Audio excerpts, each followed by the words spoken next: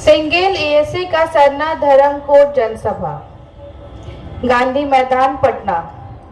हम प्रकृति पूजक आदिवासियों को अब तक भारत देश में संविधान प्रदत्त मौलिक अधिकार अनुच्छेद 25 के तहत धार्मिक मान्यता का न्याय और अधिकार नहीं मिल सका है।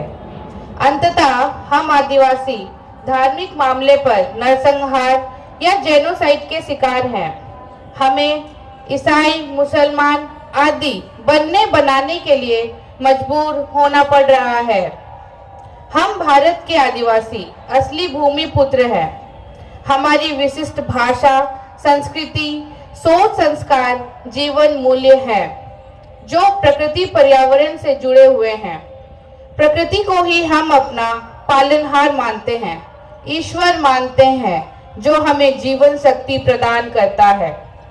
हम किसी व्यक्ति केंद्रित ईश्वर, मूर्ति पूजा या स्वर्ग नरक की परिकल्पना भी नहीं करते हैं।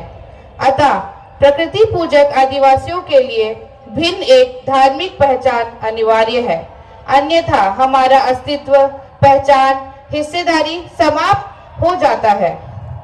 आज धर्म परिवर्तन या कन्वर्शन पर माननीय सुप्रीम कोर्ट और अन्य संस्थानों ने चिंता व्यक्त किया है। रोकथाम हेतु कानून भी बन रहे हैं, अर्थात एक धर्म से दूसरे धर्म में जबरन परिवर्तन गलत है, गैर कानूनी है। मगर हम अधिकांश आदिवासी तो आज बिना धार्मिक मान्यता वाले प्राणी की तरह विवश, वल्नरेबल छोड़ दिए गए हैं, जो शिकारियों के लिए खुले शिकार की तरह परोस दिए गए हैं। जिस प्रकार हिंदू मैरिज एक्ट 1955 के तहत सिख, जैन और बौद्ध को मान्यता प्राप्त है, निकटता है, हम आदिवासी भी ऐसी ही मान्यता की कामना करते हैं, ताकि हम ईसाई, मुसलमान जैसी विदेशी धर्म संस्कृति को अपनाकर अपनी जड़ों से दूर भटक ना जाए। भारत में प्रकृति पूजक हम आदिवासियों ने 2011 की जनगणना में सरना धर्म के नाम से लगभग 50 लाख लोग अन्य कॉलम में अपनी धार्मिक पहचान लिखा था, जो सर्वाधिक है, जबकि जैन धर्म की संख्या 44 लाख है। अतः सरना धर्म कोड अर्थात प्रकृति पूजा धर्म कोड के नाम से भारत सरकार हम आदिवासियों को अविलंब मान्यता प्रदान कर मर्यादा के साथ जनगणना में शामिल करे। आदिवासियों का सरना धर्म कोड रक्षा और प्रकृति पर्यावरण की रक्षा, मानवता की रक्षा है, सबके सहयोग की अपेक्षा है।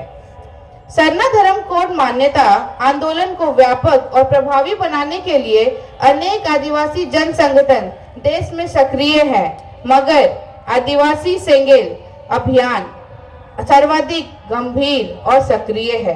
2022 वर्ष में दिल्ली के जंतर मंतर में 30 जून 2022 को विशाल धरना प्रदर्शन का आयोजन किया गया। तत्पश्चात 20 सितंबर को उड़ीसा की राजधानी भुवनेश्वर में, 30 सितंबर को बंगाल की राजधानी कोलकाता में, 18 अक्टूबर को झारखंड की राजधानी रांची में और 4 नवंबर को असम की राजधानी गुवाहाटी में आंदोलन किया गया। आज 25 नवंबर 2022 को बिहार की राजधानी पटना के गांधी मैदान में 5 प्रदेशों के हजारों प्रतिनिधि, आदिवासी प्रतिनिधि सरना धर्म कोड मान्यता जनसभा में शामिल होंगे। जनसभा दिन के 12 बजे से 3 बजे तक 4 बजे तक चलेगी। तत्पश्चात महामहिम राज्यपाल बिहार को ज्ञापन पत्र प्रदान किया जाएगा। सरना धर्म कोड की मान्यता के साथ सर्वाधिक बड़ी आदिवासी भाषा जो 8वीं अनुसूची में भी शामिल है, संथाली भाषा को झारखंड प्रदेश की प्रथम राजभाषा बनाने, आदिवासी स्वशासन व्यवस्था अर्थात ट्राइबल सेल्फ रूल सिस्टम में सुधार लाने, झारखंड को बिरसा मुंडा, सीधो मुर्मू के सपनों का झारखंड बनाने, असम, अंडमान में 150 वर्ष पूर्व से बसे झारखंडी आदिवासियों को एसटी का दर्जा मिले आदि मुद्दों के लिए भारत सरकार को 20 नवंबर 2022 तक का अल्टीमेटम दिया गया था।